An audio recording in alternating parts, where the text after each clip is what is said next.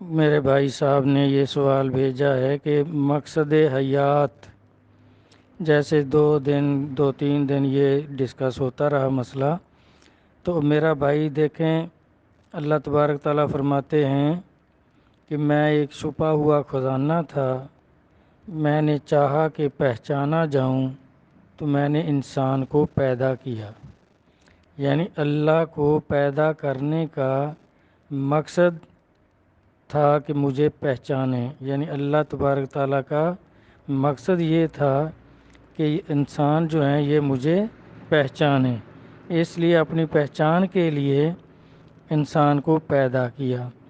تو اب پھر اس کے لیے حکم جو ہیں وہ بھی موجود ہیں قرآن پاک میں کہ اطیعوا اللہ اطیعوا الرسول و اولو الامر منکم، کہ اللہ کی اطاعت کرو، اللہ کے رسول کی اطاعت کرو، اور صاحب حکم اولیاء اللہ جو آپ میں موجود ہیں ان کی اطاعت کرو۔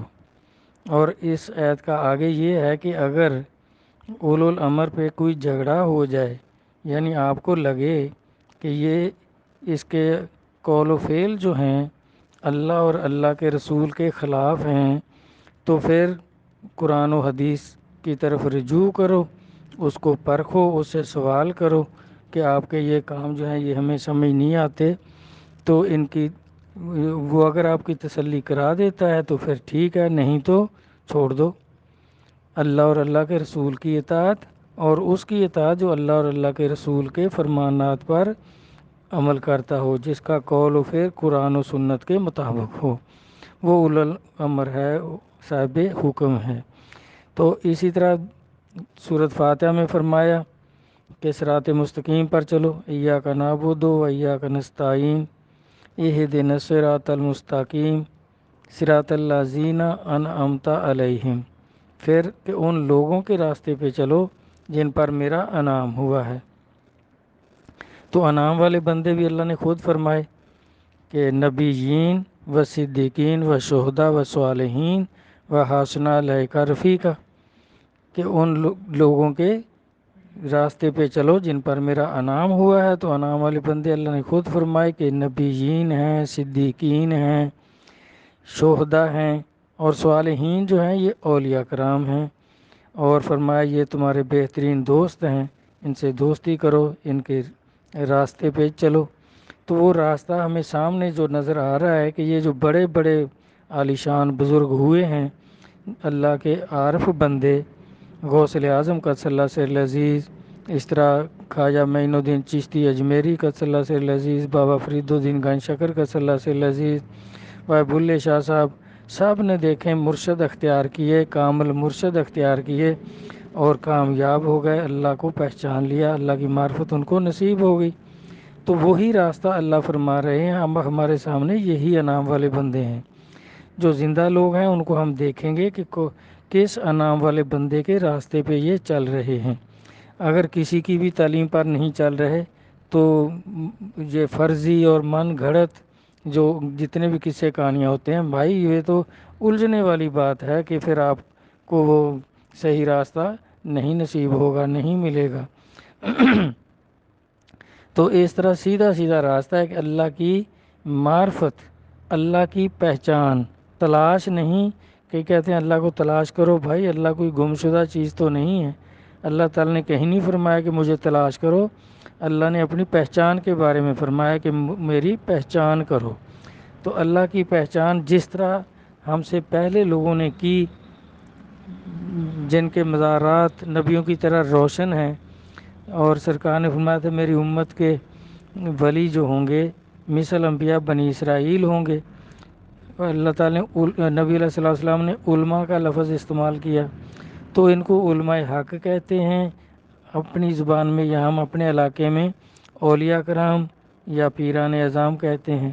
تو میرا بھائی وہی اولیاء اللہ جو اللہ تک پہنچے، اللہ کے دوستوں میں اللہ کی معرفت والے بندے ہو گئے، ان کا راستہ اختیار کرنے کا حکم ہے، اللہ تبارک تعالیٰ اس کا حکم دے رہے ہیں۔ اور نبی علیہ الصلوۃ والسلام نے بھی اس طرح فرمایا، یہ من گھڑت باتیں اگر دیکھنے لگ جائیں نا تو پھر گمراہی کس کو کہتے ہیں؟ اندھی تقلید جس کو کہتے ہیں، تو پھر وہ گمراہی کی طرف لے جاتی ہے۔ کہ ایسے واقعات جو نہ قرآن سے ملیں، نہ حدیث سے ملیں، نہ اولیاء کرام کے فرمانات سے ملیں، تو پھر ان پر سوچنا یا اس پر عمل کرنا، بلکہ کئی تو ایسے ہیں جن پر عمل ہو ہی نہیں سکتا، ویسے ہی فضول ہیں، جن پر عمل ہی نہیں ہو سکتا، تو بھائی وہ پھر اللہ کا راستہ تو نہیں ہو سکتا۔ تو اس طرح سیدھا سیدھا راستہ جو اللہ نے فرمایا ہے کہ اولیاء کرام کے راستے پہ چلو۔ آج کل میں سن رہا ہوں کہ ایک جو بڑے ہی ایک مولوی صاحب بڑا ماں کی شان بیان کر رہے ہیں، وہ کہہ رہے ہیں کہ پتر پما زمانے دا گوس ہوئے، نہیں ہندا ماں دی پیراں دی خاک ورگا۔ بھائی دیکھیں یہ کس کا کلام ہے؟ بھائی کس نے کہا یہ ایسے؟ نہ اللہ نے فرمایا، نہ اللہ کے رسول نے فرمایا، نہ کسی ولی کا یہ کلام ہے۔ یہ مولوی جو ہیں ایسے، اور نبی صلی اللہ علیہ وسلم کا ان کے بارے میں تو کھلم کھلا اعلان ہے کہ 72 فرقے ہوں گے، سارے دوست کی ہوں گے۔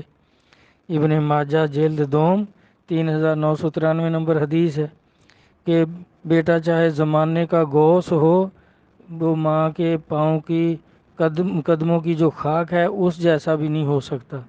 بھائی قرآن پاک کیا کہتا ہے؟ سرکار نے فرمایا نا کہ میری امت کے ولی مثل انبیاء بنی اسرائیل ہوں گے۔ تو اسرائیل یعقوب علیہ السلام کو کہتے ہیں، بنی اسرائیل یعقوب علیہ السلام کی اولاد۔ اب اس میں دیکھیں پہلے نبی یوسف علیہ السلام ہوئے ہیں بنی اسرائیل میں، یعنی یعقوب علیہ السلام کی اولاد میں پہلے ان کے بیٹے یوسف علیہ السلام نبی ہوئے ہیں، اور نبی علیہ السلام فرما رہے ہیں کہ میری امت کے ولی مثل ہوں گے ان کی جو بنی اسرائیل کے نبی ہیں۔ تو اب وہ نبی دیکھیں، ان کی ماں محترمہ، ان کے والد محترم نبی ہیں، وہ ان کو سجدہ کر رہے ہیں۔ قرآن پاک کو دیکھ لیں نا، وہ سجدہ کر رہے ہیں، ماں بھی سجدہ کر رہی ہے، بھائی بھی سجدہ کر رہے ہیں۔ تو اب یہ مولوی صاحب کہہ رہے ہیں کہ چاہے زمانے دا گوس ہوئے، ہندا نہیں ماں دے قدماں دی خاک ورگا۔ بھائی اللہ معافی دے، اس طرح کی جو پرجوش ایسے خواہ جوش و جذبے میں جو یہ لوگ کہتے ہیں، یہ بھائی گمراہی ہے۔ ہر بات کو قرآن و حدیث سے پرکھ لیں، اگر قرآن و حدیث کے مطابق ہے، قرآن کے مطابق ہے، یا حدیث کے یا کسی اللہ کے ولی کا کلام ہے، تو پھر تو اس کی اہمیت ہے، وہ بالکل حق ہے، سچ ہے۔ اور اگر وہ قرآن کے ہی خلاف ہے تو پھر اس کا کیا مقصد ہے؟ اس کو اختیار کرنا تو پھر کھلم کھلا گمراہی ہے، تو اس سے بچیں۔ میرا بھائی اللہ رسول، قرآن و حدیث اور اولیاء کرام کے فرمانات کو سمجھنے کی توفیق عطا فرمائیں۔ آمین۔ اللہ حافظ۔